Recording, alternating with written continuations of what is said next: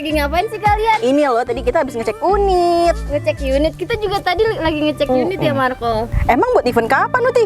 Untuk event lelang akhir bulan besok nih kakak, di hari Rabu tanggal 31 Juli 2024 untuk kategori mobil di jam 1 siang. Emang promonya ada apa aja sih? Wah, ada promo nih Uta. Untuk di tanggal 31 besok kita ada promo menarik nih. Untuk unit-unit tertentu ada potongan admin sebesar 1 juta rupiah khusus penawar pertama di kon pertama dari detik 20 sampai dengan 10 detik dan memenangkan unitnya.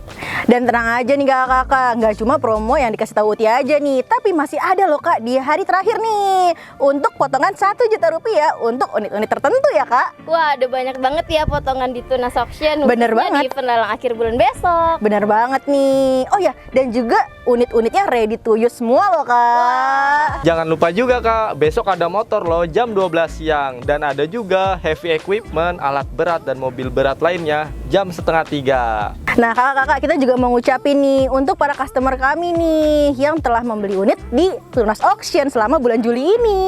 Jangan lupa selalu ikutan lelang di Tunas Auction setiap hari Senin sampai Jumat jam 12 siang sampai dengan selesai. Jangan lupa untuk di like, Di subscribe. Komen. Dan di-share. sosial medianya Tunas Auction. Sekian info dari kami, Terima kasih.